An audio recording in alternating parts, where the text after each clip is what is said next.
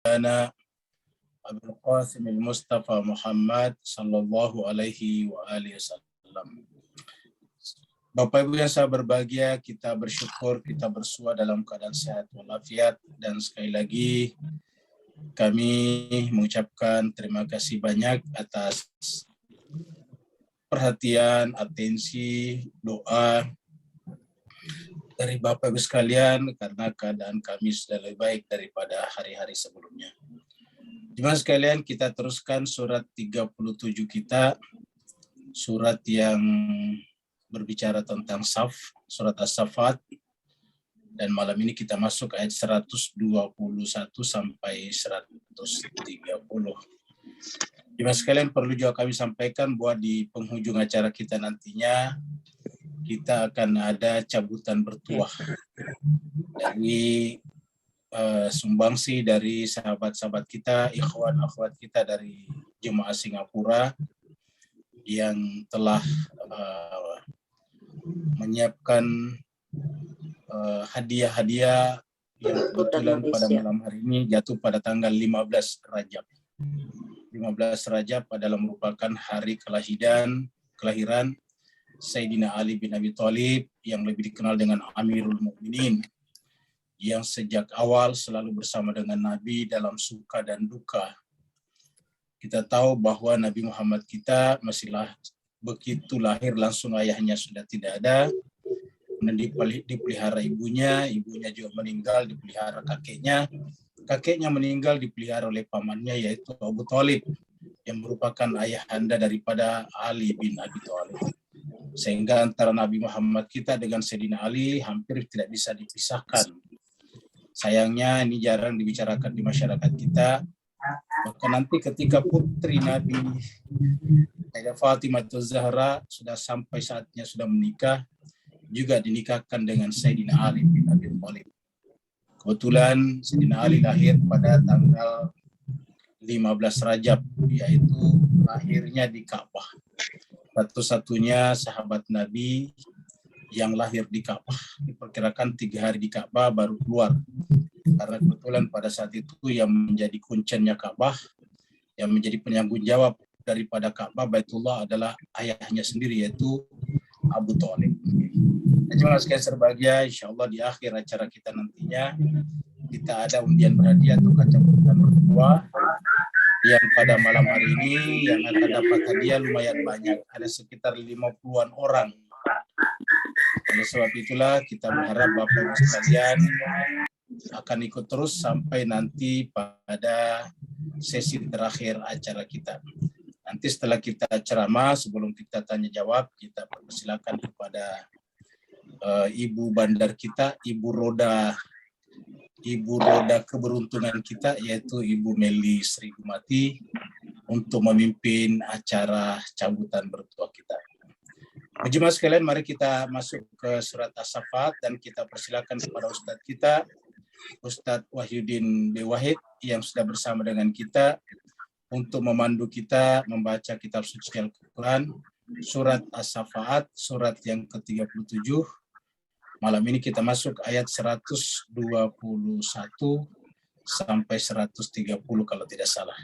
Kepada Ustadz kita, Ustadz Wahyudin B. Wahid, kita persilakan dengan segala hormat. Padahal Ustadz. Ya, makasih banyak Ustadz. Assalamualaikum warahmatullahi wabarakatuh para jamaah semua. Waalaikumsalam warahmatullahi wabarakatuh. Baiklah, kita lanjut. Langsung aja kita buka mushaf kita masing-masing. Lanjut surat Saffat ayat 121. Baiklah, saya A'udzu billahi minasy syaithanir rajim. Bismillahirrahmanirrahim. A'udzu billahi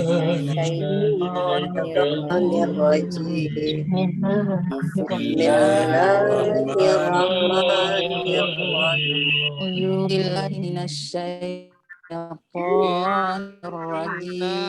kadzalika najzil muhsinin.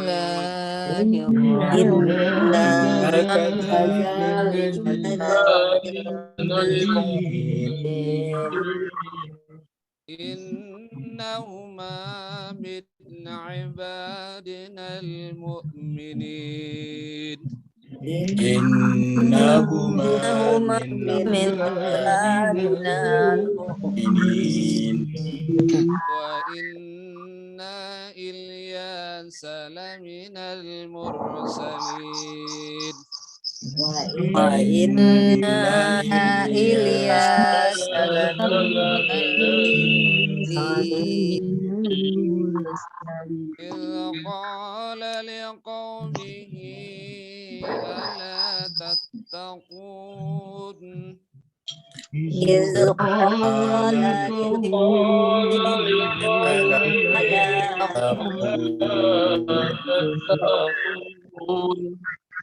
أتدعون بعلا وتذرون أحسن الخالقين.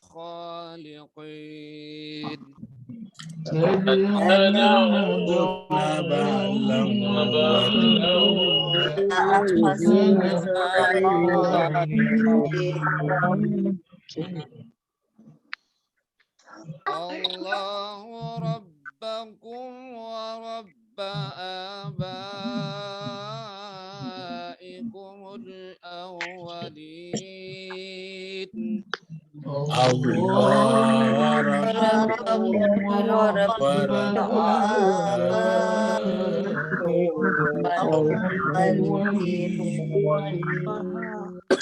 Ya Allah. فكذبوا فإنهم لمحضرون.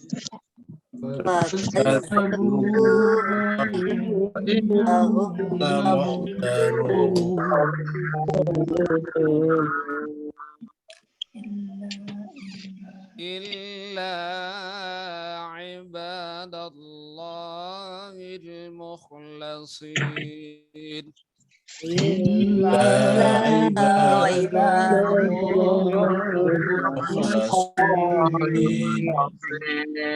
وتركنا عليه في الآخرين.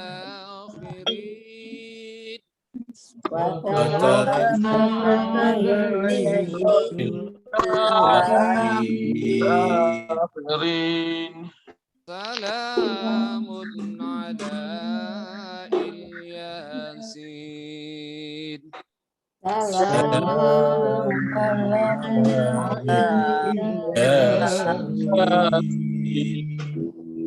صدق الله العلي العظيم.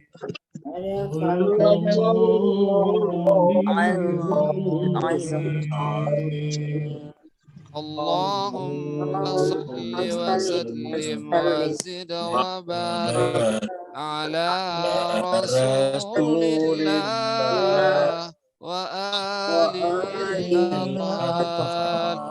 على رسول الله وآله الأطهار. Allahumma salli ala Muhammad wa ali Muhammad. Allahumma salli Allahumma ala salli ala Muhammad wa ali Muhammad. Allahumma salli ala Muhammad wa ali Muhammad. Kita aturkan terima kasih banyak dan syukran katsira kepada Ustadz kita, Ustadz Wahyudin bin Wahid. Semoga Allah SWT senantiasa memelihara dirinya, lahir dan batin, dan senantiasa mengangkat derajatnya, baik di mata penghuni bumi dan juga di mata penghuni langit. Begitu juga Bapak Ibu sekalian yang ikut melantunkan ayat-ayat suci Al-Quran. Semoga Allah SWT mencatat Bapak Ibu sekalian sebagai hamba-hamba yang kelak di akhirat berhak mendapatkan syafaat dari Allah SWT melalui kitab suci Al-Quran dan pasangan yang suci. Karena pada saat itu tidak ada lagi yang bisa membantu kita kecuali Allah Subhanahu wa Ta'ala. Pada saat itu kita datang, kita kembali kepada Allah sebagaimana dulu kita datang dalam keadaan sendiri. Kita datang dari Allah dalam keadaan sendiri dan kita akan kembali lagi dalam keadaan sendiri. Allah mengatakan dalam Al-Quran, wattaqu yauman la tajzi nafsun an nafsin syai'a. Takutlah kalian kepada suatu hari di mana pada hari itu tak satu orang lagi pun yang bisa membantu, menolong orang manapun juga. Jemaah sekalian, kita teruskan surat yang ke-37, surat yang berbicara tentang malaikat yang bersaf-saf, seperti mana juga makhluk-makhluk Allah di alam semesta ini semuanya berbentuk saf-saf yang rapih. Surat 37, surat As-Saffat, turunnya di Mekah, karenanya disebut dengan surat Makkiyah. Jumlah ayatnya adalah 182 ayat, dan tadi kita sudah baca ayat 121 sampai ayat 130, dan berarti tinggal 52 ayat lagi. Pada pertemuan kita yang terakhir, kita sudah sampai di ayat yang berbicara tentang Nabi Musa dan Harun, dan kita sudah lihat ini adalah kuburan daripada Nabi Harun di atas sebuah bukit. Kalau didekati seperti ini, dan kemudian kalau dilihat dari dalam adalah seperti ini. Ini adalah kuburan daripada Nabi Harun alaihissalatu wassalam. Seperti ini.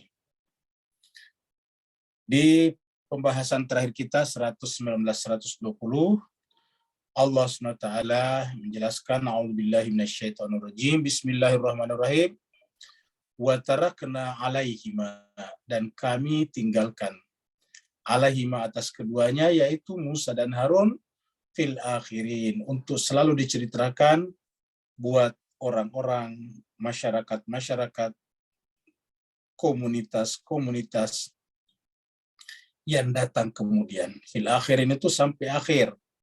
Jadi generasi-generasi yang datang selalu diceritakan dalam Al-Quran. Apa sebabnya? Karena walaupun kelihatannya cuma Nabi Musa dan Harun, tapi mengandung pelajaran sangat berharga, yaitu bahwa setiap Nabi datang selalu mempersiapkan orang dekatnya. Itu intinya. Dan menerima Nabi harus juga satu paket dengan menerima insan suci yang dipersiapkannya. Ini juga satu paket. Maka apabila kita menolak salah satunya, sama dengan menolak kedua-duanya. Menolak salah satunya, menolak kedua-duanya, dan menolak salah satunya inilah yang menyebabkan rusaknya agama-agama Samawi. Sehingga orang-orang masih menyaksikan agama Samawi secara ritual. Ada tempat-tempat ibadahnya, ada kitab sucinya, tetapi sebetulnya sudah menyimpang jauh dari hakikat agama Samawi tersebut, yaitu karena mereka menolak pasangannya tersebut. Maka itu sebabnya penyebutan Musa dan Harun selalu bersama, yaitu kata-kata alaihima, dua-duanya.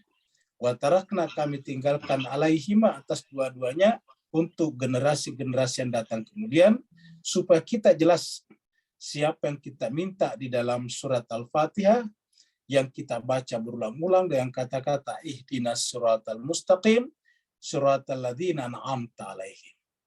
Jadi jalannya orang-orang yang Allah beri nikmat adalah diantaranya orang-orang yang Allah tunjuk, dan juga orang yang ditunjuk oleh orang yang ditunjuk Allah.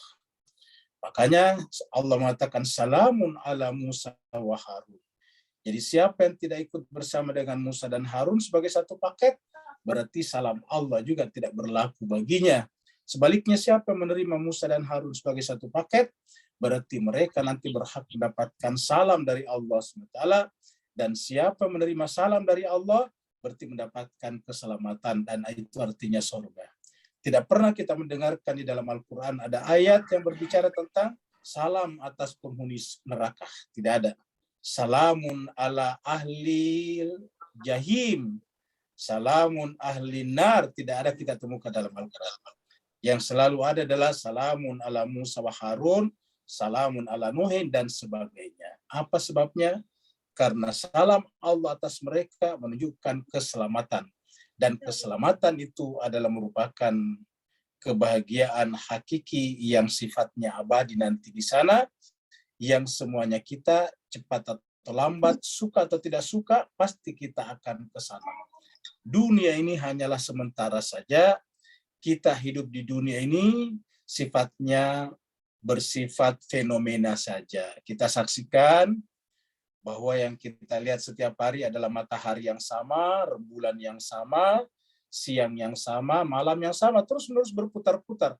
Sampai kapan? Sampai kita semuanya meninggalkannya, agar semua yang kita saksikan, kesadaran yang kita dapatkan dari semuanya adalah membawa kita kepada pencipta yang lebih tinggi, yang penerimaan kita kepadanya adalah satu paket dengan penerimaan kepada manusia-manusia suci bersamanya.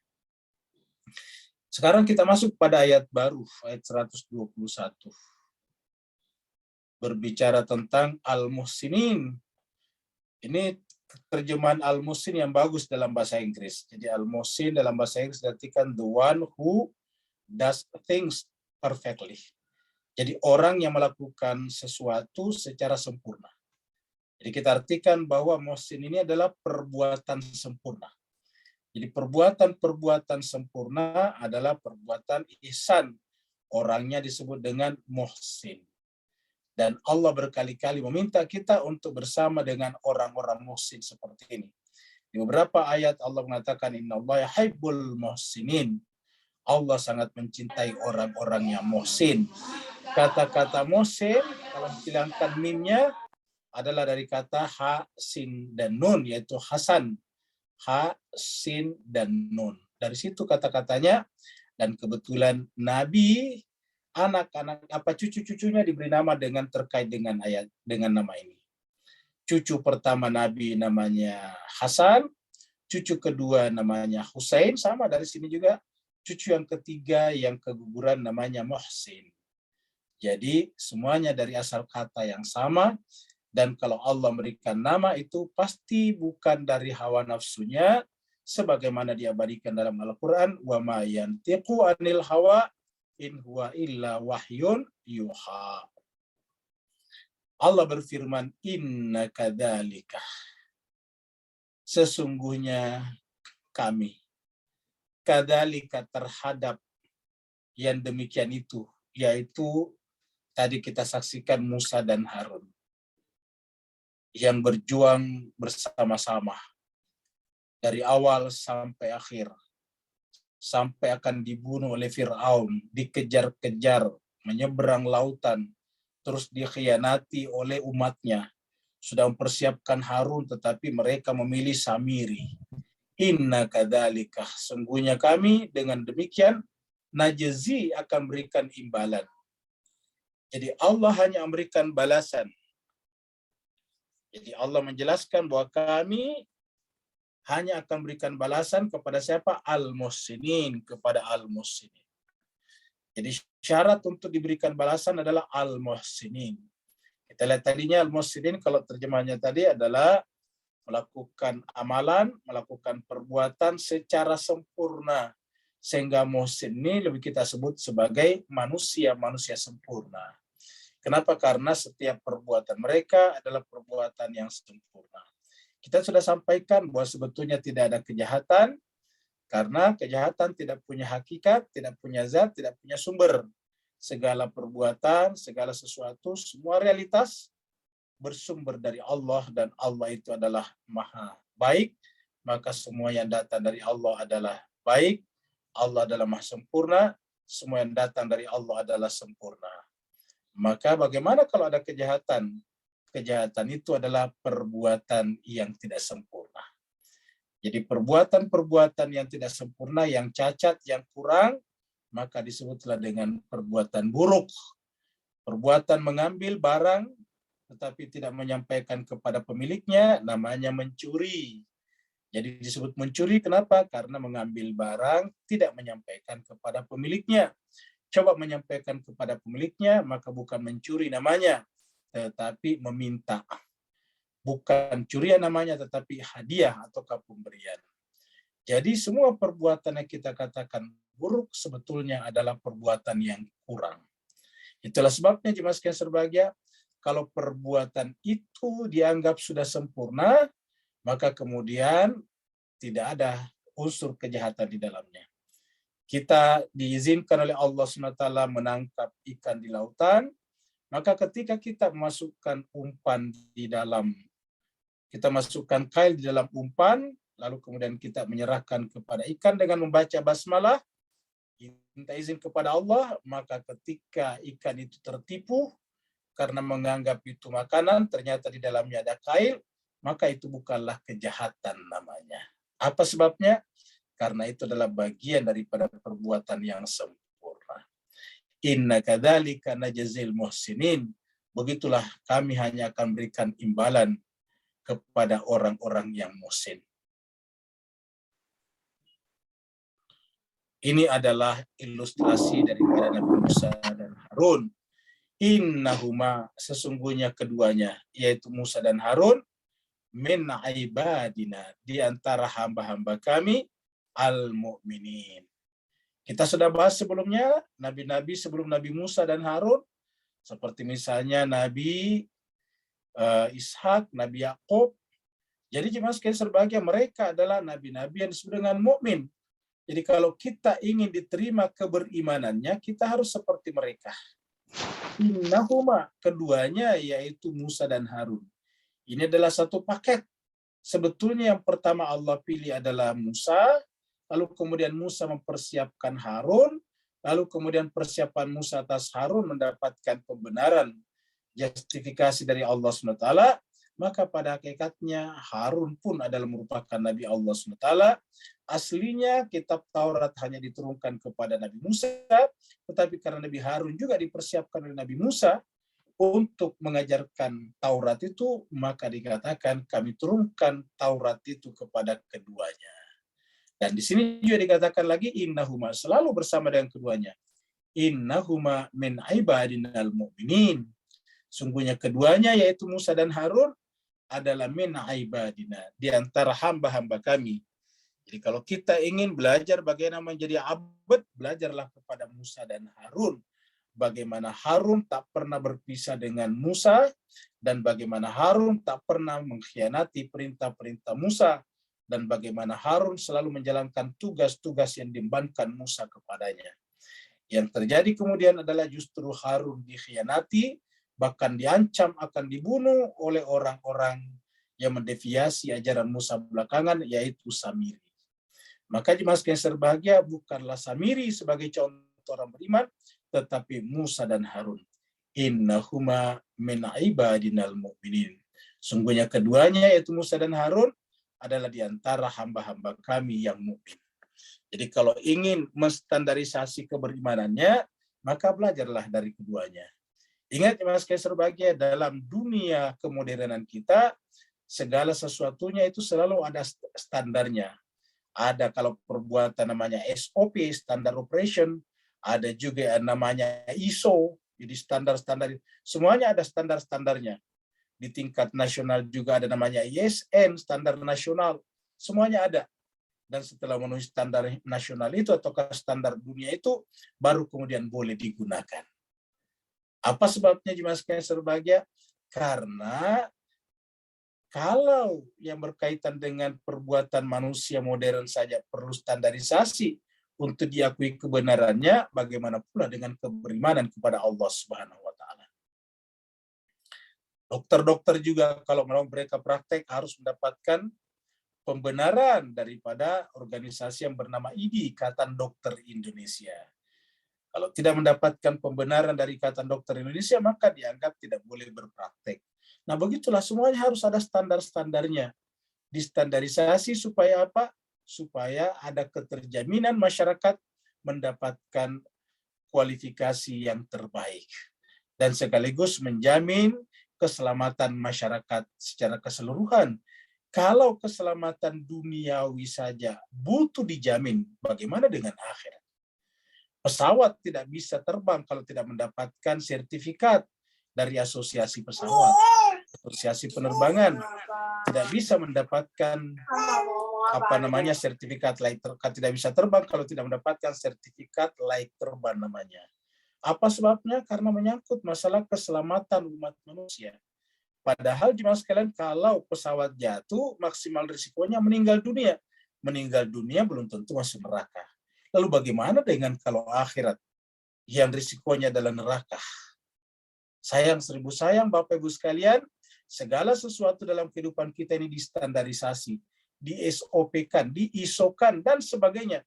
Tetapi berkaitan dengan akhirat, pernahkah kita melakukan standarisasi? Apabila Islam atau agama tidak distandarisasi seperti inilah yang menyebabkan agama selalu menjadi problem dalam kehidupan kita. Bapak Ibu yang sangat berbahagia, agama sekarang setelah keluar daripada pakem-pakem kitab sucinya, tidak distandarisasi ke Al-Quran, tidak dirujuk, tidak refer kepada Al-Quran dengan tegas, maka yang terjadi ada dua. Sekali longgar atau sekali ketat. Kita lihat jemaah sekalian berbahagia, ada baru-baru ini ulama yang terkenal tiba-tiba mengatakan bahwa wayang itu adalah sesat, harus dimusnahkan. Apa sebabnya jemaah sekalian berbahagia? Karena orang-orang seperti ini berbicara tidak berdasarkan standar-standar Al-Quran. Lupa kalau Al-Quran itu menghormati yang namanya urf. Al-Quran selain mengatakan wa'mur bil ma'ruf, tetapi juga mengatakan wa'mur bil urfi. Apa artinya bil urfi? Yaitu kearifan-kearifan lokal yang diciptakan oleh masyarakat-masyarakat setempat.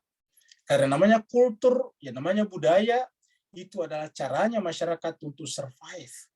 Jadi dengan demikian kesurvivan sebuah masyarakat sangat ditentukan oleh eksistensi budaya mereka. Maka di masyarakat manapun, dari ujung ke ujung dunia pasti ada budaya. Bahkan Nabi sendiri tidak bisa terlepas daripada budaya. Nabi menggunakan pakai jubah, itulah budaya pada saat itu. Nabi pada saat itu menggunakan siwak, karena itulah budaya pada saat itu. Siwak bukanlah sunnah Nabi, tetapi sudah dipakai oleh orang Arab jauh sebelum Nabi lahir. Makan roti sudah digunakan oleh Nabi, oleh orang Arab sebelum Nabi lahir. Jubah putih sudah digunakan oleh orang Arab jauh sebelum Nabi lahir. Apa sebabnya? Karena itu namanya budaya. Nah, jemaah sekalian berbahagia, tiba-tiba wayang mau dimusnahkan. Wayang dianggap sebagai menyesatkan. Padahal jemaah sekalian berbahagia, wayang adalah caranya masyarakat untuk survive. Caranya masyarakat untuk menyimpan cerita-cerita yang mengandung pelajaran. Bapak bisa bayangkan ratusan bahkan ribuan tahun cerita-cerita yang sangat menarik itu turun-temurun di Indonesia, terutama di Pulau Jawa ini, disimpan, diregenerasikan melalui wayang. Tetapi tiba-tiba ada seorang ustadz yang mengatakan dia harus dimusnahkan. Luar biasa jemaah sekalian. Hal yang sama kita saksikan ketika agama keluar daripada pakemnya. Bapak Ibu mendengarkan berita dari Pantai Jember kemarin. Ada beberapa orang pergi berzikir-zikir, bermeditasi di pinggir laut, tiba-tiba mereka diserang oleh ombak, dilamun oleh ombak. Akhirnya apa yang terjadi? Niatnya ingin mendapatkan keselamatan, tetapi mereka ada 11 orang yang meninggal di tempat itu. Di antara satu pasang itu meninggalkan anaknya 5 orang. Anaknya 5 orang menjadi yatim. Apa sebabnya jangan sekalian berbahagia? Berzikir itu bagus. Kalau kita baca, dia berzikir bagus. Baca Fatihah, baca Qul Huwallah, dan sebagainya. Tetapi melakukan itu di pinggir pantai pada malam-malam seperti itu, campur laki dan perempuan, dan kemudian juga sengaja untuk mandi di laut dalam tengah malam, itu jelas salah secara syariat. Tetapi karena tidak di-reverse, karena tidak distandarisasi lagi agama kepada Al-Quran, maka diajarkan sedemikian rupa. Dan ada juga kesalahan para ulama di sini. Yaitu apa? Yaitu ulama tidak dekat dengan umat. Ulama nanti dia berceramah kalau dipanggil dengan dipersiapkan pendapatan yang tinggi. Akhirnya apa yang terjadi? Masyarakat kecil kita dibimbing oleh orang-orang yang salah. Harusnya para ulama, para ustadz adalah melaksanakan tugas-tugas kenabian, yaitu datang membimbing umat tanpa pamrih, diundang atau tidak diundang, mereka membuat majelis-majelis untuk apa? Untuk membimbing umat. Supaya apa? Supaya umat kita jangan menjadi korban seperti ini. Nah, jemaah sekalian berbahagia, lagi-lagi ini adalah persoalan internal keagamaan kita. Itulah sebabnya jemaah sekalian berbahagia, Allah menjelaskan Nabi Musa dan Harun dengan kata-kata innahuma min ibadinal mu'minin. Keduanya adalah merupakan hamba kami daripada orang mukmin. Lihatlah bagaimana Nabi Musa menghadapi tukang sihir. Dia tidak langsung mengatakan sihir kalian itu adalah haram, tidak. Tapi dia menghadapinya dengan sabar. Akhirnya apa yang terjadi? Tukang sihir yang tadinya dipersiapkan oleh Fir'aun, ternyata belakangan karena keindahan akhlak daripada Musa dan Harun, karena welas asih daripada Musa dan Harun, tukang sihir itu justru bertekuk lutut dan bersujud kepada Musa dan Harun. Inilah yang disebut dengan pendekatan. Ketika Nabi Musa dan Harun diperintahkan Allah untuk datang kepada Fir'aun, Fir'aun adalah raja yang paling bengis. Fir'aun adalah simbol otoritarianisme yang sesungguhnya. Tetapi apa kata Allah ketika datang kepada Fir'aun? Wahai Musa dan Harun, katakanlah kepada keduanya dengan qaulan layyina, dengan kata-kata yang penuh dengan lemah lembut. Ini semuanya hilang sekarang. Tiba-tiba main dobrak sana sini, semua mau dihilangkan, jemaah sekalian berbahagia. Kebiasaan, kebudayaan masyarakat kita yang sudah mempertahankan, yang menyebabkan masyarakat kita bisa survive sampai sekarang, tiba-tiba semuanya dibid'ahkan, dikafirkan, dan kemudian dihilangkan. Dan model-model ustadz seperti ini justru diterima di masyarakat kita.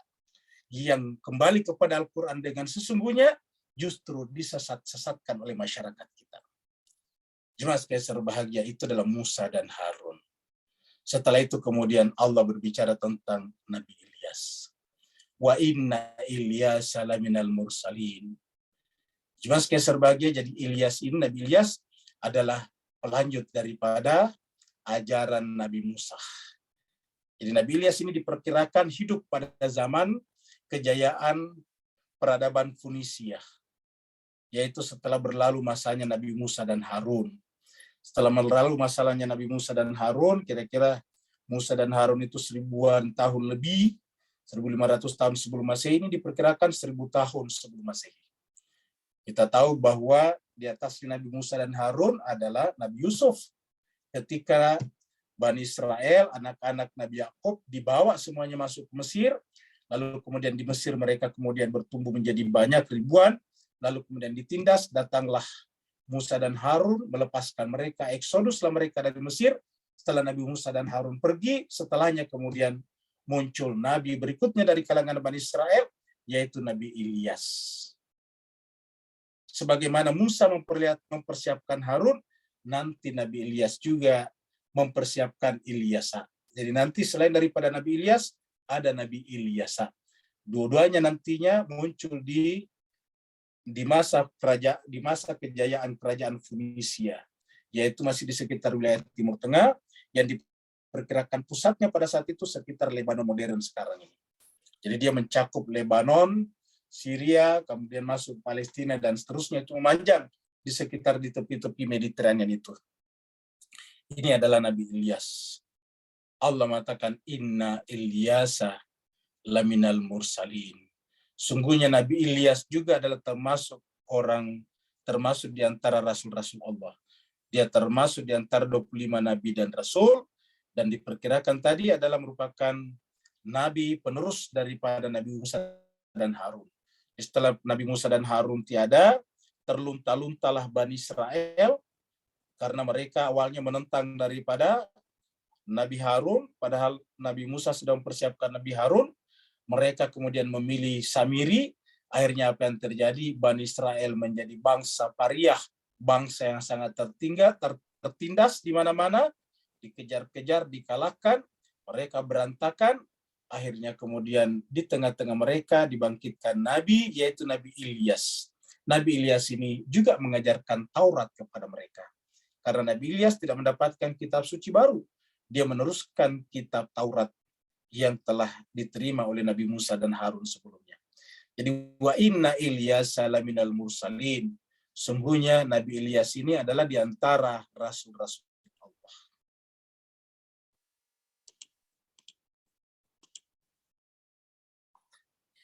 Ini adalah ilustrasi daripada Nabi Ilyas ketika Bani Israel sudah mulai membangun patung kembali. Sebetulnya sejak Nabi Musa menyelamatkan mereka dari Mesir, dalam perjalanan dari Mesir melewati Laut Merah menuju kepada Palestina, menuju kepada Mediterranean, itu di perjalanan mereka sudah meminta kepada Nabi Musa dan Harun untuk membuatkan mereka patung. Ketika mereka melewati suatu perkampungan besar, dan di perkampungan itu mereka semuanya menyembah patung, Maka mereka juga minta kepada Nabi Musa dan Harun untuk dibuatkan patung, biar mereka gampang menyembahnya. Nah ternyata ini terus berlanjut, sampai kemudian menjadi sangat intensif pada saat Allah membangkitkan Nabi Ilyas. Jadi pada saat Nabi Ilyas ini dibangkitkan, boleh dikata hampir seluruh Bani Israel sudah menyembah patung. Jadi mereka sudah melupakan Tuhan yang esa, yang Allah perkenalkan kepada mereka melalui moyang mereka. Kita tahu Bani Israel ini adalah anak-anak keturunan daripada Nabi Yakub, cucu daripada Nabi Ibrahim. Mereka aslinya adalah pelanjut daripada milah Ibrahim yang merupakan agama tauhid. Tetapi sejak Nabi Musa masih hidup, Harun masih hidup, yang Musa dan Harun mengajarkan kepada mereka konsep ketuhanan yang sifatnya tunggal dan esa itu, yang tidak dijangkau oleh panca indera, tetapi dia maha mendengar, dia maha meliputi, tetapi kemudian mereka lebih memilih patung. Karena mereka, dengan patungnya mereka bisa berkomunikasi. Mereka melihatnya walaupun tidak masuk akal. Kenapa? Karena patung ini adalah dipahat oleh tangan-tangan mereka. Maka intensiflah penyembahan mereka kepada patung pada saat Nabi Ilyas diutus. Maka jemaah sekalian berbahagia, Nabi Ilyas datang mengingatkan mereka untuk tidak menyembah patung-patung berhala. Tetapi mereka justru meresponnya dengan sangat kasar kepada Nabi Ilyas. Idh qala liqaumihi. Ketika Nabi Ilyas berkata kepada kaumnya. Idh qala liqaumihi. Ketika Nabi Ilyas berkata kepada kaumnya. Ala tattaqun, kenapa kalian tidak bertakwa kepada Allah? Maksudnya, kenapa kalian tidak beribadah kepada Allah? Kenapa kalian tidak justru takut kepada Allah? Kenapa kalian takutnya kepada patung yang kalian buat dengan tangan-tangan kalian sendiri? Kalian datang menyembah patung-patung berhala, padahal patung-patung itu kalian sendiri lihat dipahat oleh tangan-tangan kalian sendiri. Dibuat oleh para pematung di antara kalian. Tadinya batu gelondongan, yang kemudian berikan bentuk-bentuk artistik seperti itu.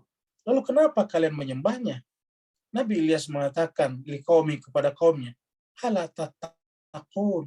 Kenapa kalian tidak bertakwa kepada Allah?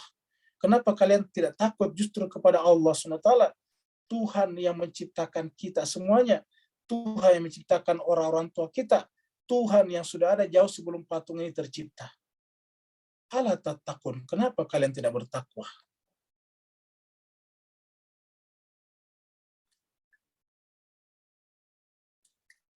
Inilah jemaah sekalian berbahagia, patungnya dibuat dalam bentuk wajah seperti hewan, tetapi tubuhnya seperti manusia. Diberikan tangan menjulur seakan-akan menerima pemberian-pemberian daripada manusia. Maka bayi-bayi mereka pun juga diserahkan kepada patungnya untuk diberkahi. Seperti kita lihat juga di sini. Jadi ini adalah lukisan yang berbeda tetapi punya cerita yang sama, yaitu sama-sama patung yang mereka buat, lalu kemudian mereka sembah semuanya. Ini yang terjadi pada Bani Israel sepeninggal Nabi Musa dan Harun. Kenapa? Karena mereka menolak konsep pasangan daripada kitab suci. Lupa bahwa selain daripada Taurat, ada pasangan Taurat. Pasangan Taurat pertama adalah Musa, kemudian Musa mempersiapkan pasangan berikutnya yaitu Harun, tetapi mereka menolaknya, akhirnya mereka menyembah berhala-berhala. Nah, jemaah sekalian berbahagia, mungkin di antara kita umat Islam sekarang juga menyembah berhala. Berhala-berhala itu bernama negara-negara besar. Berhala-berhala itu bernama dengan industri persenjataan. Berhala-berhala itu bernama dengan diplomasi yang kita takuti, kita diisolasi dengannya. Maka jemaah sekalian berbahagia, berhala-berhala itu dibuat oleh tangan-tangan manusia sendiri. Atada'una ba'lan. Jadi patung itu mereka beri nama Ba'lan. Ba'al. Apakah kalian menyembah? Atada'una, apakah kalian menyembah kepada Ba'lan? Patung yang tadi yang kita lihat dibuat itu namanya Ba'lan. Atada'una Ba'lan, apakah kalian menyembah, berdoa kepada Ba'lan? Wa tazaruna ahsanal khaliqin, sementara kalian meninggalkan ahsanal khaliqin, sebaik-baik pencipta, yaitu pencipta alam semesta. Jadi watazaruna ahsanal khaliqin, kalian menyembah patung yang dibuat oleh tangan kalian sendiri, dipahat oleh pahatan kalian, dipahat dengan alat-alat yang kalian buat sendiri, sekarang berbentuk seperti itu, tubuhnya seperti manusia, kepalanya seperti hewan, sekarang kalian menyembahnya. Sementara ya namanya Ba'lan, kalian beri nama Ba'lan itu adalah batu, batu itu dari gunung, gunung tinggal di bumi, bumi ini adalah bagian daripada alam semesta yang pernah tidak ada lalu kemudian diciptakan oleh ahsanal khaliqin. Kenapa kalian tidak langsung kepada ahsanal khaliqin? Kenapa kalian justru meminta berdoa kepada Ba'lan? Wa tazaruna ahsanal khaliqin, dan meninggalkan sebaik-baik pencipta, yaitu ahsanal khaliqin. Wa tazaruna ahsanal khaliqin, kalian meninggalkan sebaik-baik pencipta. Pencipta siapa? Pencipta kalian dan orang-orang tua kalian terdahulu, yaitu Allah Subhanahu wa taala. Allah Subhanahu wa taala ada sebelum semua yang lain sudah ada. Bahkan Allah Subhanahu wa taala ada sebelum patung-patung itu ada. Allah itu atau ahsanul khaliqin itu adalah Allah Rabbakum. Yang disebut tadi ahsanul khaliqin adalah Allah. Jadi ahsanul khaliqin, ya. Ahsanul khaliqin, ya. Ahsanul khaliqin. Ya. Yang disebut dengan ahsana al-khaliqin adalah Allah. Allah SWT. Jadi yang disebut dengan ahsanul khaliqin adalah Allah. Siapa Allah? Rabbakum, Tuhan kalian. Waalaikum, dan Tuhan orang-orang tua kalian. Patung yang kalian buat sekarang ini belum ada waktu orang tua kalian masih hidup. Jadi otomatis Ba'lan yang kalian sekarang sembah, ya tidak disembah oleh orang tua kalian dulu. Kenapa? Ya belum dibikin. Orang tuanya sudah jauh meninggal, baru dibikin itu patung. Jadi otomatis jauh lebih tua orang tua kalian daripada patung itu. Pertanyaannya, kalau kalian menyembah patung itu, lalu siapa yang menciptakan orang tua kalian? Sementara patung itu sekarang baru ada, sekarang. Jadi Allah mengatakan yang benar, yang masuk akal disembah itu adalah Allah. Kenapa? Karena Allah itu adalah Rabbakum, Tuhan kalian. Tuhan kita semuanya. Wa rabba abaikum, wa rabba abaina. Dan Tuhan orang-orang tua kita. Jadi moyang-moyang kita bukan hanya Nabi Musa dan Harun, bukan hanya Ibrahim, bukan hanya Nabi Nuh, tapi sampai kepada Nabi Adam alaihissalam. Itu adalah Allah yang menciptakannya. Kenapa kita tidak menyembah ke sana? Kenapa menyembah patung yang baru dibuat kemarin? Lalu siapa yang disembah orang tua kita dulu? Iya. Nabi Musa tidak pernah menyembah patung, apalagi Ba'lan. Nama Ba'lan sekarang baru diberikan nama. Dulu tidak ada istilah Ba'lan. Ba'lan itu adalah nama yang kita berikan kepada sang patung tersebut. Allah Rabbakum wa Rabba abaikumul awwalin. Yang benar disembah adalah ahsanul khaliqin, yaitu sebaik-baik pencipta. Siapakah itu? Allah. Allah artinya dia yang pantas, dia satu-satu yang pantas sembah. Jadi Allah itu adalah kata jadian daripada al-ilah, yang artinya satu-satunya zat yang pantas disembah adalah Allah. Apa sebabnya? Karena dialah Tuhan kita semuanya dan Tuhan orang-orang tua kita terdahulu. Al-awwalin. Rabbakum wa rabba abaikumul awwalin. Atau Rabbana wa rabba abainal awwalin. Tuhan kita dan Tuhan orang-orang tua kita yang terdahulu.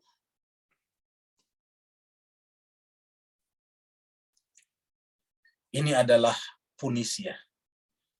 Ini adalah ilustrasi, sekedar ilustrasi betapa sejahteranya waktu itu Punisia. Nah, pada saat itulah kemudian mereka membuat patung-patung untuk mereka sembah. Pada saat itu juga lah muncul Nabi Ilyas. Nabi Ilyas datang sekaligus mempersiapkan penggantinya yang akan meneruskan risalahnya, namanya Ilyasa. Nah, jemaah sekalian, Ilyas dan Ilyasa ini mirip dengan apa yang dilakukan Nabi Muhammad kita Sallallahu Alaihi Wasallam, kaitannya dengan Sayyidina Ali, sehingga kemudian ada yang mengatakan ketika akhir daripada cerita nanti ada kata-kata salam ala Ilyasin, bisa bermakna itu adalah kepada Nabi Ilyas, tetapi kata Ilyasin itu keluarga Yasin itu ada keluarga Nabi Muhammad Sallallahu Alaihi Wasallam. Karena pada saat kita membaca surat Yasin, satu surat sebelum surat As-Saffat, Yasin itu adalah Nabi Muhammad, sehingga keluarga Nabi namanya keluarga Ilyasin. Ini adalah Funisia setelah hancur. Jadi jemaah sekalian berbahagia, karena mereka menyembah patung-patung berhala, akhirnya apa yang terjadi kemudian? Sumber daya kemanusiaan mereka yang telah dibuat selama ribuan tahun membangun peradaban akhirnya hancur begitu saja. Kenapa? Karena kesalahan cara berpikir. Jadi jemaah sekalian berbahagia, kemajuan sebuah peradaban dimulai dengan cara berpikir yang benar, dan keruntuhan sebuah peradaban dimulai juga dari cara berpikir yang salah. Jadi ketika cara berpikir itu sudah mengalami distorsi, ketika gerak-gerak pikir, ketika gerak intelek itu kemudian salah jalur, maka kemudian masyarakat itu bergerak menuju kepada kehancurannya. Fakadzabuhu, lalu kemudian mereka mendustakan Nabi Ilyas. Kadzabuhu-nya di sini adalah Nabi Ilyas. Nabi Ilyas datang mengingatkan mereka di kota Funisia tadinya, tetapi mereka semuanya rame-rame mendustakan Nabi Ilyas. Mereka menganggap ajarannya, imbauannya Nabi Ilyas itu adalah imbauan sama dengan menyalakan lilin di siang hari. Mereka menganggap tidak ada gunanya. Mereka kemudian mendustakannya, fakadzabuhu fa innahum lamuhdarun. Sehingga apa yang terjadi? Fa innahum, maka sungguhnya mereka semuanya itu lamuhdarun. Kata-kata lamuhdarun itu mereka semuanya nanti akan dihadirkan. Di dunia ini dihadirkan di mana? Di pengadilan hukum-hukum sebab akibat yang mereka langgar, dan di akhirat mereka akan dihadirkan di depan pintu-pintu neraka jahanam. Jadi kata-kata lamuhdarun ini kita bisa artikan dua. Karena mereka mendustakan apa yang disampaikan oleh Nabi Ilyas, sehingga apa yang terjadi? Mereka semuanya hadir di depan kehancuran peradaban Funisia, dan di akhirat nantinya mereka juga dihadirkan di depan pintu-pintu neraka jahanam. Fa innahum lamuhdarun illa ibadallahil mukhlasin, kecuali hamba kami yang mukhlasin, yaitu Nabi Ilyas nantinya.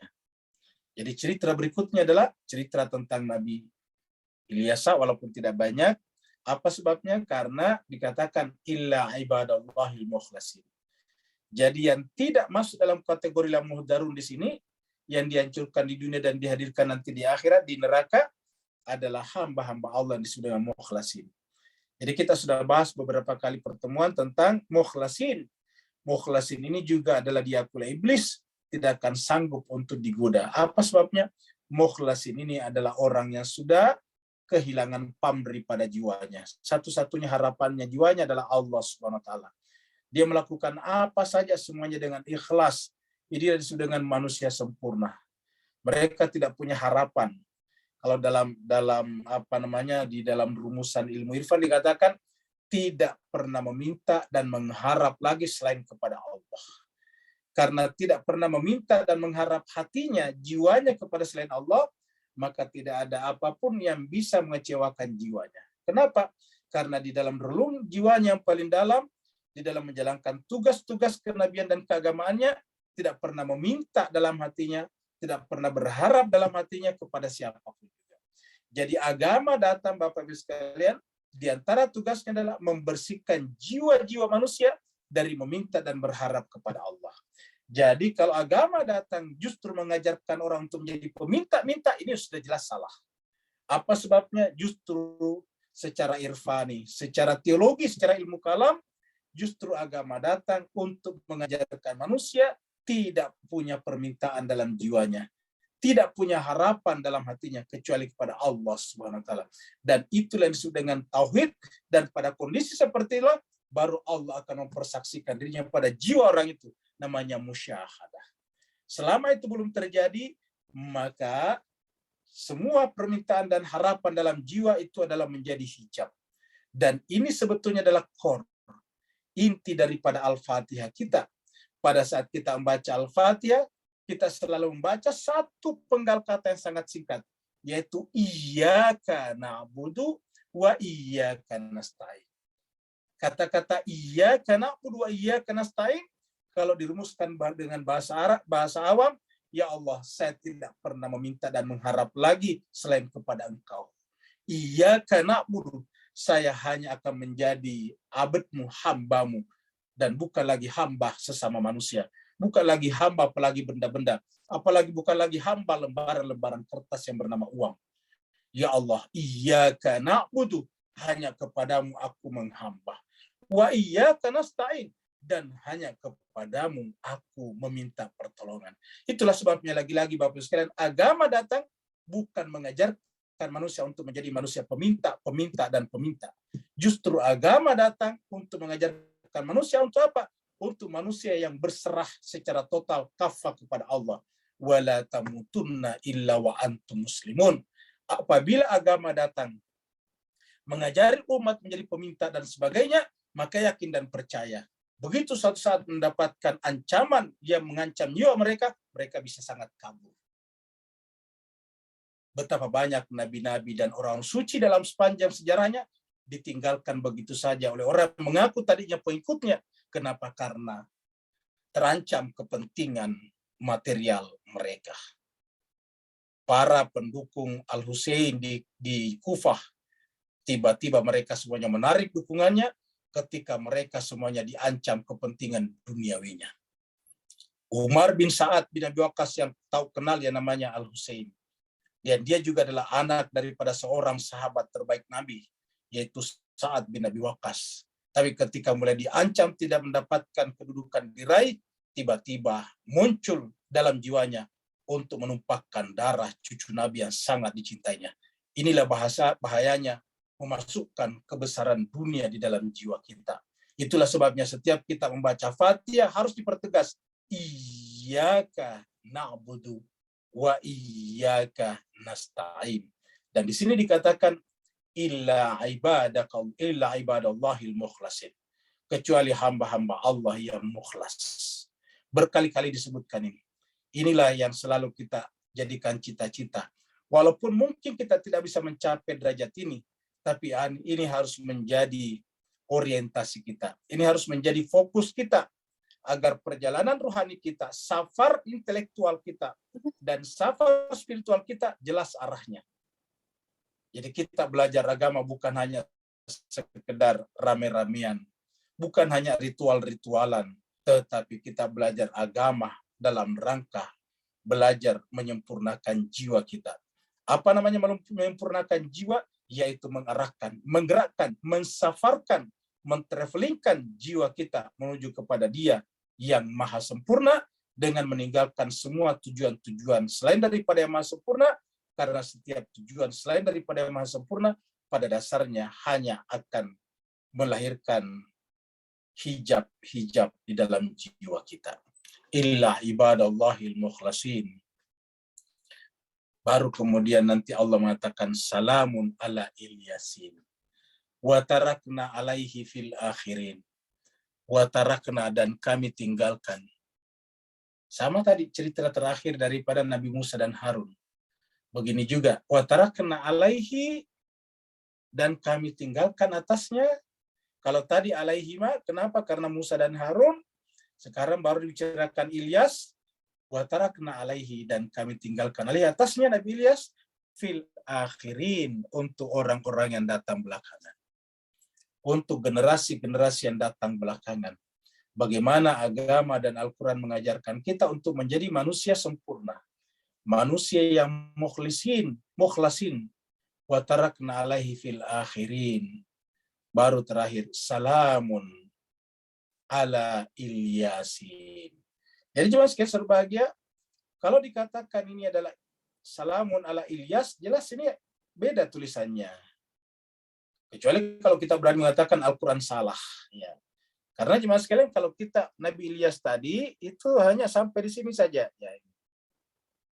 Ilyas, ya Ilyas.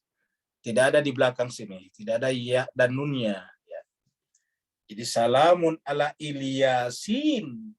Ini jelas berbeda dengan yang sebelumnya. Coba kita lihat ayat sebelumnya. Itu menggunakan kata-kata Ilyas. Ya. Ini dia Ilyas ayatnya tadi. Ini dia 123 Ilyas. Bapak bisa lihat di sini, ya.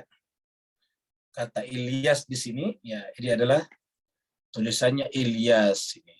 Ya. Hurufnya hanya sampai di huruf sin saja ini sin. Ya. Wa inna Ilyasa laminal mursalin.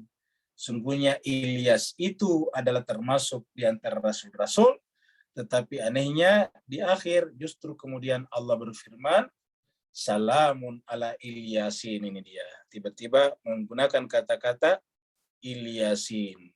Ilyasin. Ada tambahan ya dan nun di sini nih. Ya. Kalau Ilyas saja hanya sampai di sini. Ya. Ilyas. Maka ada tanda tanya, kenapa mesti harus Al-Quran seperti ini? Jadi salamun ala Ilyasin. Nah ini menjelaskan bahwa kata Ilyas di sini memang starting point-nya dari kata Nabi Ilyas, tetapi orientasi ujung daripada cerita-cerita ini adalah berkenaan dengan keluarga Nabi. Karena orientasi seluruh cerita-cerita Nabi-Nabi dalam Al-Quran adalah bermuara kepada Nabi Muhammad SAW beserta keluarganya. Nah ketika Nabi disebut dengan Yasin, Yasin ini sama persis. Yasin, di dalam surat Yasin itu, surat 36, maka keluarga Nabi disebut dengan keluarga Ilyasin. Il atau Al-Yasin sama saja. Il atau Al. Jadi Al-Yasin, Alif Lam itu sama dengan Il. Salamun ala Ilyasin, yaitu salam atas keluarga Yasin, yaitu Nabi Muhammad. Apa sebabnya? Karena kita lihat, Nabi juga mempunyai pasangan yang berjuang dari awal sampai akhir, yaitu Sayyidina Ali bin Abi Thalib. Begitu juga dengan Ilyas, punya pasangan perjuangan sampai akhir nantinya, yaitu Ilyasa, Nabi Ilyasa namanya. Begitu juga dengan Nabi Musa tadi, punya pasangan perjuangan yang namanya Nabi Harun. Begitu juga Nabi Ibrahim punya pasangan perjuangan namanya Nabi Lut. Selalu ada bersama dengan mereka semuanya. Nah Bapak Ibu yang sama berbahagia, mudah-mudahan pembahasan kita 10 ayat ini bisa mengajarkan kita perjuangan para nabi-nabi dan rasul-rasul untuk apa? Menjaga jiwa manusia jangan sampai keluar daripada pakemnya sungguhnya, yaitu hanya terpukau dengan yang satu, yaitu Allah SWT yang disebut dengan Rabbukum wa Rabbu abaikumul awwalin. Tuhan kita dan Tuhan orang-orang terdahulu daripada kita. Nah Bapak Ibu jemaah sekalian berbahagia, sebelum kita masuk pada babakan pertanyaan, kita bersyukur pada malam ini adalah bertepatan dengan masuknya malam pertengahan Rajab, namanya Nisfu Rajab. Tadi siang adalah tanggal 14 Rajab. Pada malam ini tadi maghrib masuk tanggal 15 Rajab. Yaitu pada malam tanggal 15 ini adalah persis dengan hari kelahiran Sayyidina Ali bin Abi Thalib karramallahu wajhah. Sehingga jemaah sekalian berbahagia, sahabat-sahabat kita, ikhwan akhwat kita dari Singapura, Malaysia, kemudian ingin berbagi kebahagiaan kepada kita semuanya dengan membagi cabutan bertuah sebanyak kurang lebih 50 orang. Bagaimana mekanisme, berapa satu kali naik, satu kali putaran, kita sepenuhnya serahkan kepada bandar kita, yaitu sahibul bandar kita, yaitu Ibu Meli Sri Gumati. Kepada Ibu Meli kita persilakan dengan segala hormat. Fadal Meli. Terima kasih Ustaz. Ya. Baik, terima kasih Ustadz atas waktunya. Bapak Ibu jamaah Tadabbur Al-Quran yang dirahmati Allah. Alhamdulillah pada malam hari ini kita ada beberapa kegembiraan atau kebahagiaan. Yang pertama di dalam rangka memperingati wiladah Sayyidina Ali bin Abi Thalib alaihi salam karramallahu wajhah. Semoga kita menjadi termasuk ke dalam golongan orang-orang yang bergembira bersama dengan kegembiraan Rasulullah dan keluarga tercinta. Kebahagiaan yang kedua tentu saja atas berangsur pulihnya guru kita semua, yaitu Ustadz Rusli Malik. Teriring doa semoga Ustadz dan keluarga senantiasa ada dalam perlindungan Allah Subhanahu wa taala. Amin ya rabbal alamin. Anugerahi dengan sebaik-baik kesehatan. Amin ya rabbal alamin. Amin ya rabbal alamin. Nah, Bapak Ibu, sejauh yang saya ingat, Ustadz ini orangnya sangat tangguh secara fisik ya. Beliau jarang sekali absen dan begitu zuhud serta luar biasa konsisten di dalam mengkhidmatkan dalam penyebaran ilmunya. Semoga kita sebagai muridnya bisa meniru, mencontoh beliau. Amin. Amin. Amin ya rabbal alamin. Baiklah, untuk memeriahkan acara wiladah Sayyidina Ali bin Abi Thalib alaihi salam ini, sebagaimana tradisi di RKAB sudah menjadi ciri khas gitu ya, kalau kita suka bagi door prize atau meminjam istilah ikhwan kita cabutan bertuah, maka pada malam hari ini pun kita akan mencoba untuk memutarkan cabutan bertuah ini. Bapak Ibu, hadiah ini adalah persembahan dari saudara-saudara kita, jamaah dari Singapura dan Malaysia. Tentu kita sampaikan terima kasih kita kepada jamaah Singapura dan Malaysia. Tidak dapat kita sebutkan satu persatu nama, namun tanpa mengurangi rasa hormat, kita titipkan rasa terima kasih kita kepada Pak Saban Sulong sebagai perwakilan dari Singapura dan Ayahanda Muhammad Said bin Saiban perwakilan dari Malaysia ya. Insya Allah pada malam hari ini akan ada 55 nama Ustadz yang akan menerima hadiah, insya Allah berupa uang atau pulsa sebesar Rp100.000. Bapak Ibu, keberkahan itu insya Allah tidak memandang nominal ya. Semoga persembahan ini bisa mengantarkan kita akan terkabulnya hajat-hajat sebagaimana yang senantiasa kita lantunkan di dalam salawat, warzuqna fid dunya ziyaratahum wa fil akhirati syafa'atahum. Semoga kita memperoleh rezeki di dunia untuk menziarahi para imam-imam suci dan di akhirat kelak mendapatkan syafaat dari mereka. Amin ya rabbal alamin. Amin. Baiklah, untuk memulai pemutaran cabutan bertuah ini, satu kali putaran akan muncul 5 nama, dan seperti biasa, nama-nama yang muncul pada malam hari ini dipersilakan untuk menghubungi Ibu Ayu Munawaroh. Baiklah, teriring bacaan salawat ala Muhammad wa ali Muhammad. Allahumma sholli ala Muhammad wa ali Muhammad.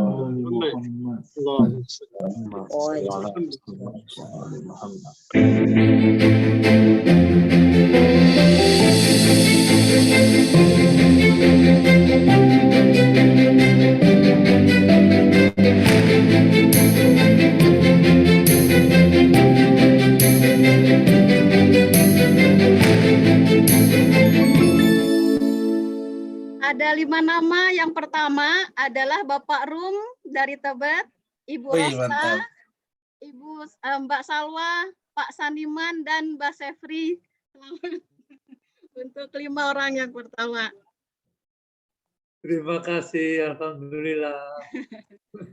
Untuk 5 orang yang kedua.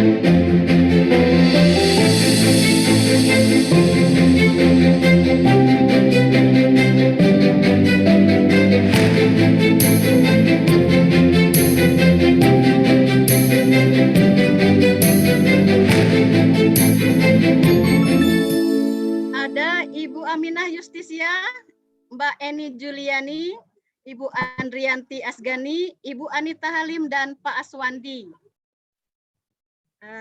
Nanti insya Allah akan kita share ya nama-nama yang telah mendapatkan hadiah. Untuk 5 orang yang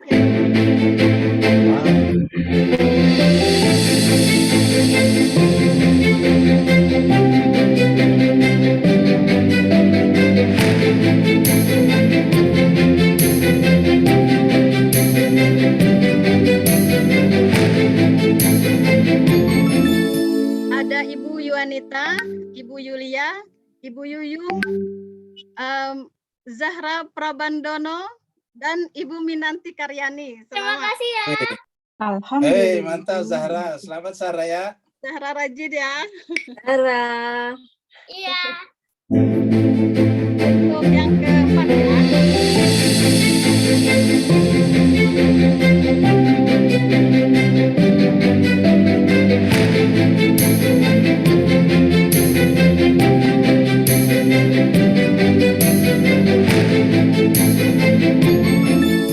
Selamat Ibu Dini Seno, Ibu Elis, Ibu Emi, Ibu Endang Mulyaningtri, dan Ibu Ernest Sehudin. Wow, thank you.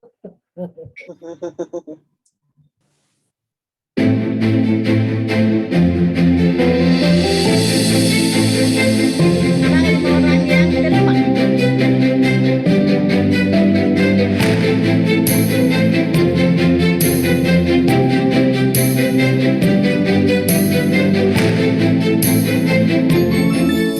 Selamat Ibu Mita Pawaka, Ibu Nadiroh Aman, Ibu Nanik Daru, dan Ibu Nila Iskandar, Alhamdulillah, udah mau halo.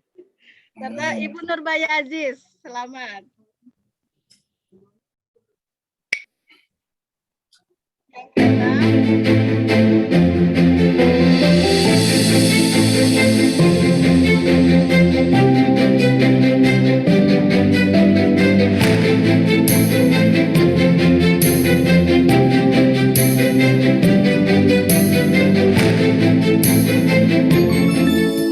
ada Halilintar. Siapa ya?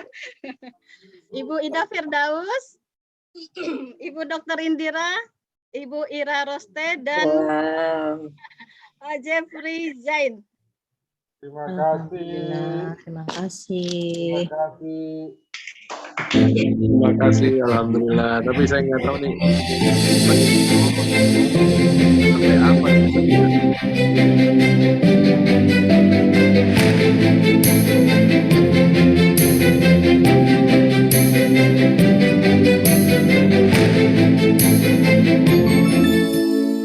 Ada Ibu Dian, Ibu Dian N, ada Ibu Dian Mari, ada 2 Dian.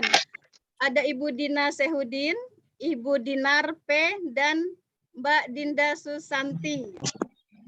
Langganan Dinda. Sukron, alhamdulillah.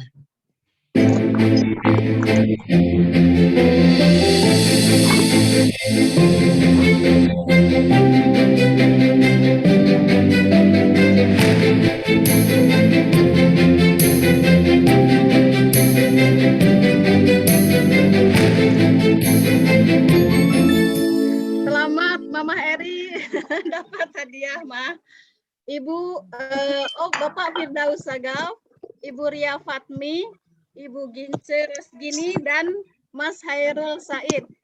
Selamat Ibu Gince. Alhamdulillah. Ya, terima kasih. Terima kasih dapat rezeki. Iya, terima kasih. Selamat Uce. Ya, Ibu Bunyi.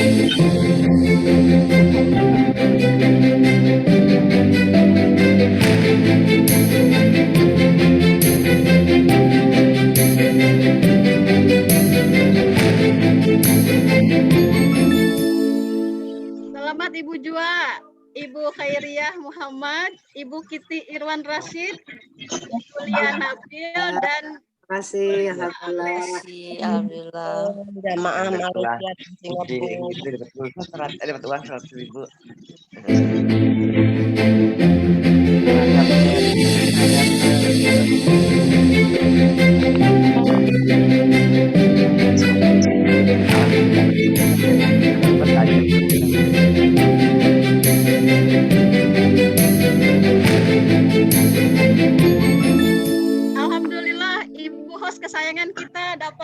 Sri Aryani, Wow. Ibu Bu Sofniyanti, dokter. Makasih. Terima Ibu kasih. Kami, Uti dapat Uti ya, Mas Tony Sanwani. Selamat, Mas Tony. Terima kasih. Untuk yang terakhir ya Bapak Ibu. Alhamdulillah ya.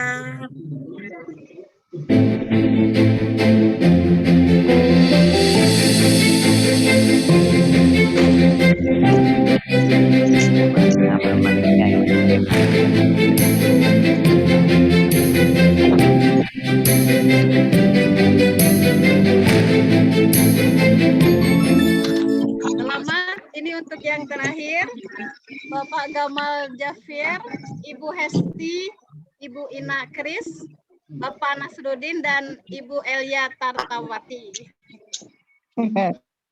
Terima kasih. Demikian Bapak Ibu semua, tugas saya telah selesai dalam Terima kasih sambutan banyak ini. atas hadiahnya. Syukran Mbak Mel. Assalamualaikum. Syukran Terima Ustaz. kasih. Syukran saudara-saudara yang di Malaysia dan Kembali ke Singapura. Ustadz untuk Akhirnya saya dapat memberkahi juga. Pak Saban dulu. doa. Meli ke Pak Saban dulu. Bapak Ibu sekalian, sebelum kita lanjut, Silahkan. ini masih ada special gift buat 2 orang. Ya, ada lagi special gift. Jadi ada hadiah khusus untuk 2 orang. Siapakah kedua orang itu? Kita persilakan kepada Pak Saban untuk menyebutkannya sendiri. Semuanya siap-siap, pasang kuping, pasang kacamata, baca namanya di Pasang layar, telinga. pasang telinga. Kepada Pak Saban Sulom kita persilakan dengan segala hormat. Ya, Assalamualaikum warahmatullahi wabarakatuh. Sebenarnya kita telah mewakilkan Ibu Sinta. Bu Sinta, dipersilakan untuk menjelaskan tentang acara ini, surprise gift ini. Syukran Bu Sinta. Iya, baiklah Pak Saban. Assalamualaikum warahmatullahi wabarakatuh semua. Jadi ada proyek pembagian nasi mandi setiap bulan yang dikoordinir oleh Ikhwan dan Akhwat di Singapura, Malaysia, juga kemudian jemaah RKAB juga bergabung. Nah itu sudah terlaksana 2 bulan ini dan sudah telah dikoordinasi sehingga sampai Desember 2022 nanti itu sudah ada cukup banyak yang bertabaruk. Jadi sebagai rasa syukur dan terima kasih dari Pak Saban dan teman-teman di negara seberang sana kepada mereka yang telah membantu pelaksanaan acara tersebut. Jadi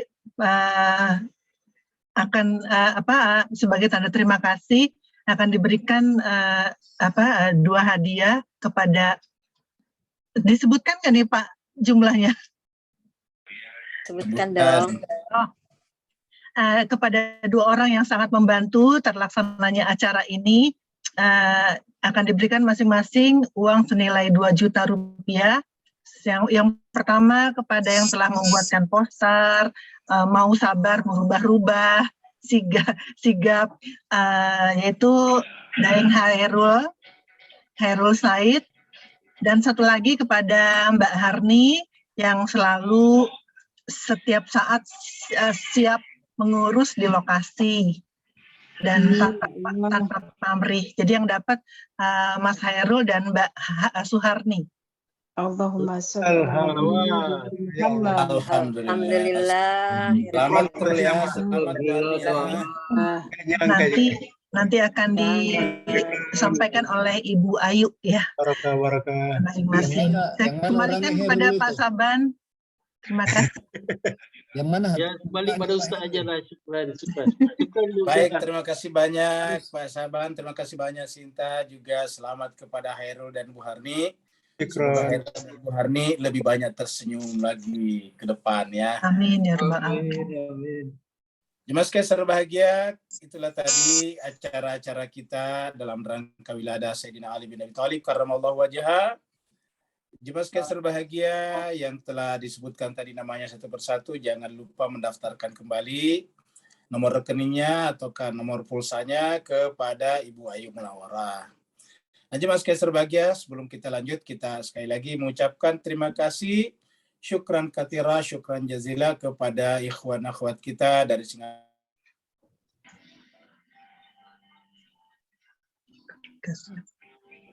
menjadi penginisiasi daripada acara yang menarik ini. Jemaah sekalian berbahagia, terima kasih banyak juga kepada Bapak Ibu yang telah berpartisipasi. Yang ada pertanyaan dipersilakan.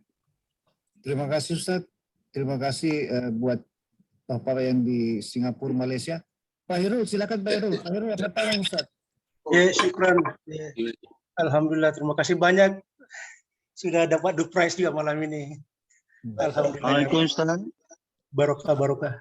Waalaikumsalam warahmatullahi wabarakatuh. Silakan Pak Nur. Pak Nur ya duluan. Silakan. Eid Mubarak untuk semua. Tahniah. Ustaz, alhamdulillah sihat kembali. Alhamdulillah. Barakallahu fiik. Azim. Bismillahirrahmanirrahim. Allahumma shalli ala Muhammadin wa ali Muhammad. Ustaz, boleh ke secara kesimpulan diperbetulkan saya dalam semangat surah yang bergelar As-Saffat, yakni satu barisan tadi, boleh dalam zaman kita ni satu penceritaan bahawa jalan Ali Yasin dalam Salamun ala Yasin seperti Imam Husain alaihissalam adalah sebuah jalan suluk dari irfan hakiki untuk kita pasti serta cepat capai dan gapai pada tujuan syurga jamal kita jalannya. Dan ini adalah satu perjalanan yang jelas tanpa ada pintas dibandingkan lain-lainnya, jalan-jalan yang kita pandai-pandai pilih sendiri. Barakallahu fiik. Afwan semua. Baik, terima kasih banyak Pak Nur atas pertanyaannya. Jadi jemaah sekalian, semua ayat-ayat yang tadi berakhir, cerita-cerita Nabi yang berakhir dengan salamun, dan terakhir adalah salamun alil yasin, ini lebih mengkerucut kepada Nabi Muhammad kita sallallahu alaihi wasallam, menjelaskan kepada kita bahwa hanya ada satu cara untuk sampai kepada Allah. Kita ulangi lagi, hanya ada satu jalan untuk kembali kepada Allah. Ini adalah jawaban akal dan jawaban Al-Quran. Jawaban akal mengatakan bahwa Allah itu esa, secara otomatis untuk sampai ke sana ya cuma satu, tidak mungkin banyak. Yang kedua, setiap kita baca Fatihah menggunakan kata sirat, ihdinas sirat, siratal mustaqim. Dalam Al-Quran kata sirat itu tidak pernah dalam bentuk jamak, tidak pernah juga dalam bentuk musannah. Tidak pernah dalam bentuk jamak artinya lebih daripada dua, tidak pernah dalam bentuk musanna artinya dua, yaitu double. Selalu yang namanya kata sirat dalam Al-Quran bentuknya tunggal. Beda dengan kata sabil, kalau sabil itu ada kata subul. Begitu juga dengan kata-kata tariqah ada kata taraik. Tetapi berkenaan dengan kata sirat selalu dalam Al-Quran bentuknya tunggal. Sehingga jemaah sekalian, ayat-ayat ini mengajarkan kepada kita bahwa hanya ada satu jalan kembali kepada Allah, yaitu melalui mereka. Dan secara khusus spesifik bagi kita yang merupakan umat Nabi yang terakhir, umat Nabi Muhammad yang disebut sebagai Sayyidul Anbiya wal Mursalin, Khatamun Nabiyyin, maka jalan itu yang disebut dengan Salamun ala Yasin. Jadi kalau kita mengikuti jalan Nabi dan keluarganya, Allah menjamin kesampaian kita kepada Allah Subhanahu wa taala. Selain daripada ini, tidak ada jaminan dalam Al-Quran. Istilahnya tadi, tidak ada reference, tidak ada refer, tidak ada juga standar yang bisa mengantarkan kita sampai ke sana. Jalan mendapatkan jaminan adalah yang disebut dengan suratal ladzina an'amta alaihim, dan itu adalah jalan Yasin. Sehingga siapapun kita, tariqahnya ataupun juga suluknya itu harus menggunakan tariqah dan suluk daripada Nabi dan keluarganya. Berikutnya lagi, Khairul tadi mau tanya, silakan. Ya Ustaz, terima kasih Ustaz. Tadi disinggung tentang peradaban yang runtuh karena kesalahan berpikir. Nah, apakah sebuah ajaran yang mengharamkan misalnya wayan dan sebagainya itu termasuk kesalahan berpikir yang akan menghancurkan peradaban itu ya, atau termasuk dalam Islam ini? Demikian Ustaz.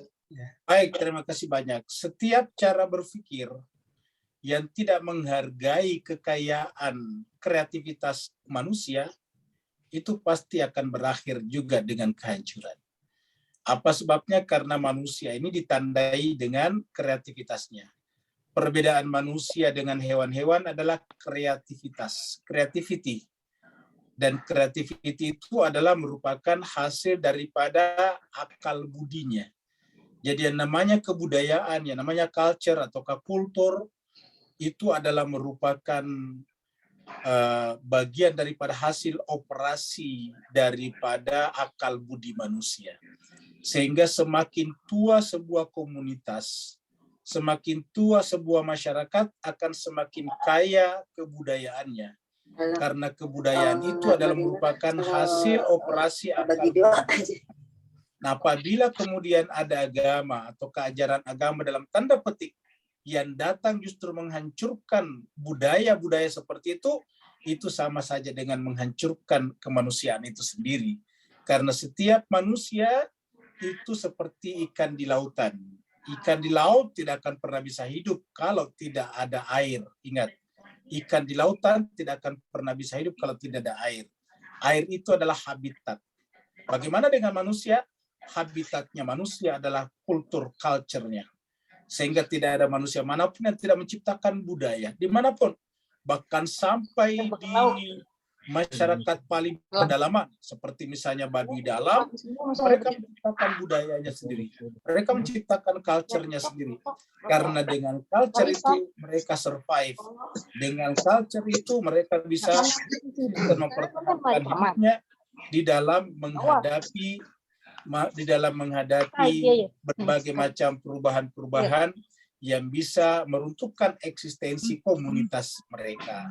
Sehingga kalau ada pandangan-pandangan seperti itu, dua kemungkinan, kalau dia diterima akan meruntuhkan masyarakat, atau yang kedua, dia akan ditolak oleh masyarakat. Seperti itu. Ada lagi yang lain? Ini ada suara-suara nih. Lagi Ustaz. Ada yang bertanya, silakan Bapak Ibu. Syukur Ustaz.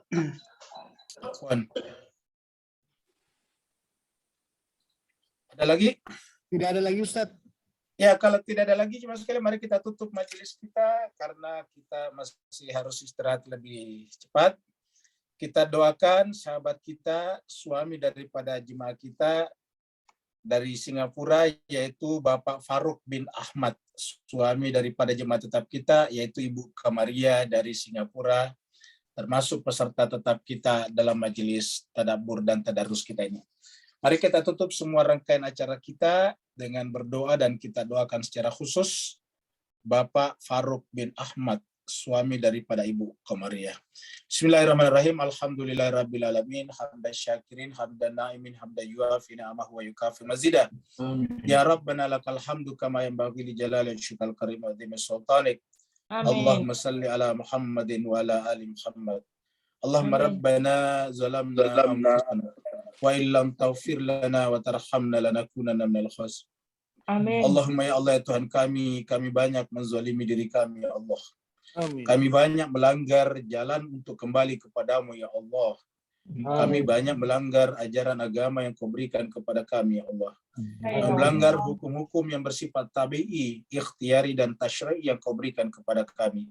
Kalau bukan karena cinta dan kasih-Mu kepada kami, kalau bukan karena ampunan-Mu kepada kami ya Allah, kami akan masuk ke dalam golongan orang-orang yang merugi. Allahumma ya Allah Tuhan kami, di malam yang penuh dengan berkah ini ya Allah, di malam yang penuh dengan kesucian dan tabarruk ini ya Allah Tuhan kami bertabarruk kepadamu ya, kepada manusia-manusia yang pantas kepadanya kami bertabarruk ya Allah. Kami mohon kepadamu ya Allah Tuhan kami, berikanlah kesembuhan kepada sahabat kami Bapak Faruk bin Ahmad dengan kesembuhan yang sempurna, dengan kesembuhan yang tidak kembali lagi penyakit yang sama sebelumnya. Ya Allah Tuhan kami, angkatlah sebab-sebab penyakitnya, hiburlah hatinya, kirimlah malaikat untuk senantiasa menyertainya. Berikanlah sifat-sifat ikhlas, sabar dan tawakal kepadanya Allah ya Tuhan kami. Angkatlah derajatnya, ampunilah dosa dan kesalahannya dengan penyakitnya, dan penuhilah kebutuhan lahir dan batinnya Allah ya Tuhan kami. Kami mohon kepadamu ya Allah Tuhan kami dengan keberkahan seluruh jemaah majelis taklim kami pada malam hari ini ya Allah. Kembalikanlah kesehatannya seperti sedia kala dan kumpulkanlah kembali dengan keluarganya. Ya Allah Tuhan kami, siapa saja yang hadir pada malam hari ini, ya Allah angkatlah derajat mereka ya Allah. Muliakanlah mereka ya Allah Tuhan kami di sisi manusia dan di sisi makhlukmu di alam semesta ya Allah. Allahumma rabbana atina fid dunya hasanah wa fil akhirati hasanah wa qina adzabannar. Kami juga mohon kepadamu ya Allah untuk sahabat-sahabat kami dari Singapura dan Malaysia ya Allah yang menggembirakan kami pada malam hari ini, Allah gembirakanlah juga mereka ya Allah Tuhan kami. Muliakanlah mereka ya Allah, lapangkanlah rezeki mereka ya Allah.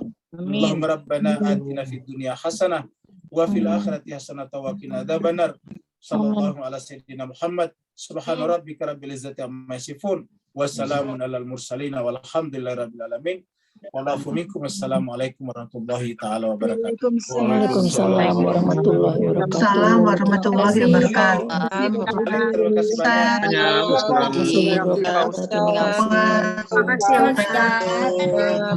Terima kasih banyak. Terima kasih banyak.